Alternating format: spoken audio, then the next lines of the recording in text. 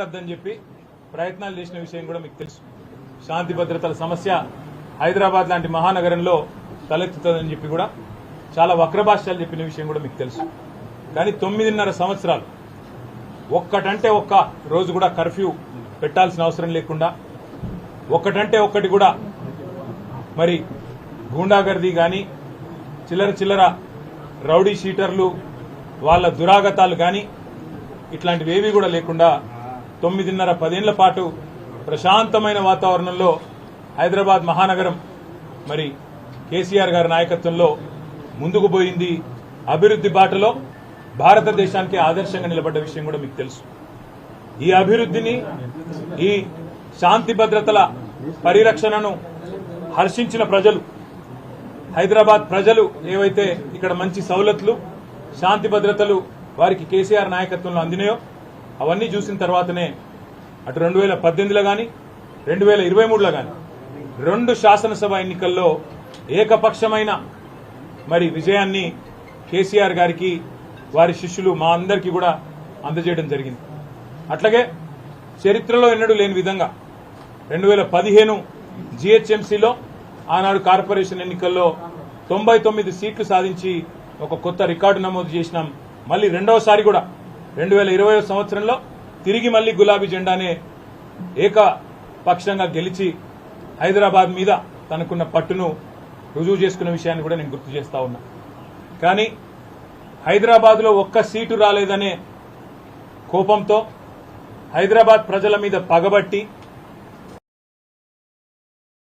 వాతావరణాన్ని చెడగొట్టైనా సరే మరి ఇక్కడ ఉండే నాయకులను ఇక్కడ ఉండే మా సోదరులను రెచ్చగొట్టి అవసరమైతే శాంతి భద్రతల సమస్య సృష్టించైనా సరే ఈసారి గూండాగర్దీతోని చిల్లర రాజకీయంతోని గెలవాలనే ప్రయత్నం కాంగ్రెస్ పార్టీ చేస్తున్నట్టుగా కనబడతా ఉన్నది. నిజంగానే నిన్న మొన్న ఎవరు అంటే నేను నమ్మలేదు. హైదరాబాద్ లో పిచ్చి కుక్కలు పెరిగిపోయినాయి, కానీ ముఖ్యంగా మల్కాజ్గిరిలో పిచ్చి కుక్కలు బాగా పెరిగినట్టున్నాయి.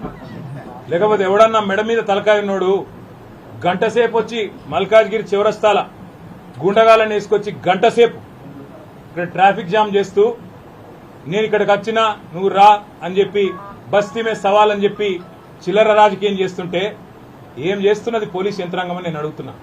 మా ఎమ్మెల్యేలను అరెస్ట్ చేసుడు కాదు, మా నాయకులను హౌస్ అరెస్ట్ చేసుడు కాదు, ఏం చేస్తున్నారు మీరు ఈ గుండాగాళ్లకు నియంత్రించేందుకని నేను అడుగుతా ఉన్నా.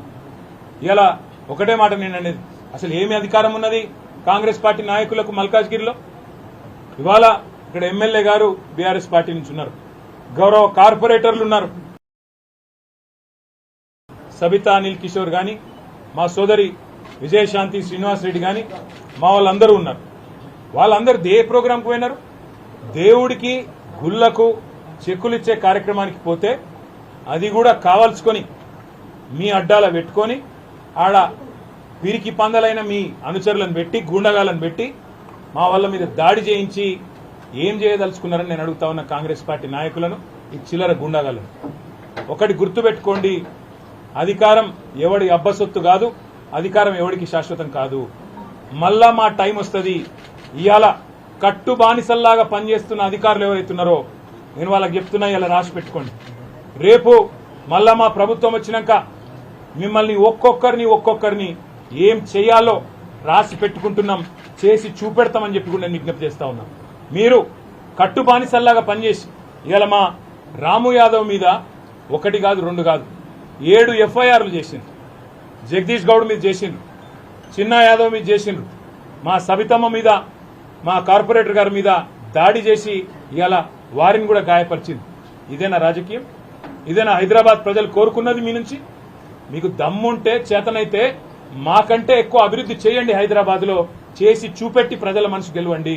అంతేగాని గూండగాల లెక్క మల్కాజ్గిరి చివరస్తాలో కూర్చుంటాం, వచ్చినాం ఇక రా నువ్వు కూడా అని బస్తీ మీద సవాలని చిల్లర రాజకీయం చేస్తే హైదరాబాద్ ప్రజలు ఎన్నటికీ కూడా హర్షించరు. అందులో ముఖ్యంగా మల్కాజ్గిరి చాలా మంది విద్యాధికులు విద్యావంతులు దేశంలోని వివిధ ప్రాంతాల నుంచి ఇక్కడికి వచ్చి ఉద్యోగాల కోసం, మిలిటరీలో పనిచేయడం కోసం, ఇంకా వేరే మరి పరిశ్రమల్లో పనిచేయడం కోసం ఇక్కడ వచ్చి స్థిరపడ్డ వాళ్ళు లక్షల సంఖ్యలో ఉన్న ఈ ప్రాంతంలో ఈ చిల్లర రాజకీయం గుండాగర్దీని ఎవరు కూడా సహించరు. అసలు ఎక్కడ ఉన్నది ఈ రాష్ట్రంలో శాంతి భద్రతలు? ఇక్కడ ఉండే ఒక ఎక్స్ఎమ్మెల్యే డైరెక్ట్ గా పోయి సిద్దిపేటలో మా మాజీ మంత్రి హరీష్ రావు గారి క్యాంపు కార్యాలయం మీద దాడి చేసి అక్కడ ఉండే బోర్డులు ధ్వంసం చేసి హరీష్ రావును పెట్రోల్ పోసి తగలబెడతా అని చెప్పి బహిరంగంగా కెమెరాల ముందు మాట్లాడితే కేసులు పెట్టలేని సన్నాసులు పిరికి పందలు ఈ రాష్ట్ర పోలీసులు. మీరు ఏమో అనుకుంటున్నారు గాని పక్కాగా నేను చెప్తున్నా, రాసి పెట్టుకోండి. ఇవాళ శశిధర్ గౌడ్ అనే ఒక పిల్లగాడు రీట్వీట్ కొడితే ఆయన మీద కేసు పెట్టినరు, కానీ పెట్రోల్ పోసి తగలబెడతా అని కాంగ్రెస్ చిల్లర నాయకుడు మాట్లాడితే వాని మీద కేసు ఉండదు. ఇదేనా నీ పోలీసింగ్? ఇదేనా పోలీసులు నడవాల్సిన పద్ధతి? అధికార పార్టీకి తొత్తులుగా కట్టు బానిసలుగా ఇదేనా పనిచేసే పద్ధతి అని నేను అడుగుతా ఉన్నా. ఇవాళ ఏకపక్షంగా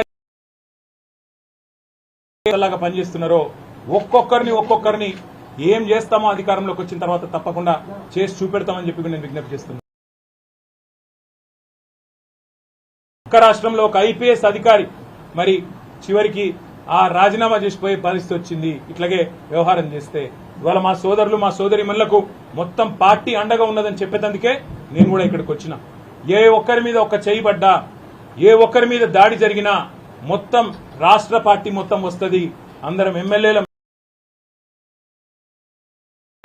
మేము కూడా వదిలిపెట్టాం. ఆ తర్వాత జరిగే పరిణామాలకు ఈ రాష్ట్ర డీజీపీ, రాష్ట్ర ముఖ్యమంత్రి, రాష్ట్ర హోంమంత్రిగా ఉన్న వ్యక్తే బాధ్యత వహించాలని చెప్పి నేను హెచ్చరిస్తా ఉన్నా. ఇవాళ చిల్లర రాజకీయాలు చేసుడు కాదు, దమ్ముంటే మల్కాజ్గిరిలో పనిచేసి ఎలక్షన్లు వస్తాయి, వచ్చి చెప్పు ప్రజలకు ఏం చేసినామో చెప్పు. మేం చెప్తాం 10 ఏళ్లలో మేమేం చేసినాం, మీరేం చేసినరో దమ్ముంటే చెప్పండి. అంతేగాని ఈ చిల్లర రాజకీయంతో భయపెడతాం, బెదిరిస్తాం, గుండాగర్దితోనే నడిపిస్తాం అని ఎవడు అనుకున్నా, ఎవడైనా సరే, రేవంత్ రెడ్డి అయినా మన తొత్తులైనా సరే తప్పకుండా చెప్తా ఉన్నాం, దానికి తగ్గ ప్రతిఫలం అనుభవిస్తారు. ఇలా మా రాజశేఖర రెడ్డి గారు ఇక్కడ మంచిగా పనిచేస్తుంటే మీకు కళ్ళు మండుతున్నాయి, ఓర్వలేని తనం. ఆయన ఎంబడ కార్పొరేటర్లు ఇవాళ విస్తృతంగా తిరుగుతుంటే మీకు అర్థమైతలేదు, మీ ఎంబడ రాలేదు కాంగ్రెస్ పార్టీలకు అని చెప్పి ఈ రకంగా వ్యవహారం చేస్తా ఉన్నారు. వాళ్ళందరికీ మొత్తంగా పార్టీగా అండ కంప్లైంట్ చేస్తేనేమో ఎఫ్ఐఆర్ ఉండదు, కానీ ఎవరి మీదనైతే దాడి జరుగుతుందో మళ్ళీ వాళ్ళ మీదనే ఉల్టా కేసులు బనాయిస్తారు. ఇంతకంటే చిల్లర పోలీసింగ్ భారతదేశంలో ఎక్కడ లేదు అని చెప్పి కూడా నేను తెలియజేస్తా ఉన్నా. మేము తప్పకుండా డీజీపీని కలుస్తాం, శాసనసభలో కూడా కడిగి పారేస్తాం. దాంతో పాటు తప్పకుండా ఏ వేదికలో మరి అధికారుల దురాగతాలను ఎండగట్టాలో అక్కడ ఎండగడతాం. మర్చిపోవద్దు, పోలీసులు కూడా ఇవాళ రీట్వీట్ల కేసులు పెడుతుండ్రు, ఇవాళ దాడి ఎవరి మీద జరిగిందో వాళ్ళ మీదనే కేసులు పెడుతుండ్రు. రేపు ఇదే గతి మీకు కూడా తప్పదు. కాంగ్రెస్ నాయకులారా, కాంగ్రెస్ కార్యకర్తలారా యాది పెట్టుకోండి, తర్వాత బాధపడి లాభం లేదు. ఇప్పటికైనా ఒళ్ళు దగ్గర పెట్టుకోమని చెప్పి కోరుతూ మరి మా నాయకులందరినీ కూడా నేను ఒకటే కోరుతా ఉన్నా, మల్కాజ్గిరిలో మన పని మనం చేసుకుంటూ పోదాం. పిచ్చి కుక్కలు కొన్ని మరుగుతూనే ఉంటాయి, వాటిని పట్టించుకోవాల్సిన అవసరం లేదు, వాటిని పేరు పెట్టి పిలవాల్సిన అవసరం కూడా లేదు. పిచ్చి కుక్కలు గాడిదలు తిరుగుతూనే ఉంటాయి రోడ్ల మీద, పని లేక పొద్దుపోక. వాళ్ళని పట్టించుకునే కర్మ గాని, వాళ్ళని కనీసంగా గుర్తించాల్సిన కర్మ గాని మనకు లేదు. ప్రజలు ఎన్నుకున్న 50,000 ఓట్ల మెజారిటీతో గెలిచిన ఎమ్మెల్యే మీతోనున్నాడు, అట్లే గెలిచిన కార్పొరేటర్లు మీతోనున్నారు, ప్రజల ఆశీర్వాదం మీతోనుంది. మనం ఎవ్వనయ్యకు భయపడే అవసరం లేదు. తప్పకుండా మీకు మొత్తం పార్టీ ఏ సందర్భంలో ఏ పరీక్ష వచ్చినా అండగా ఉంటది.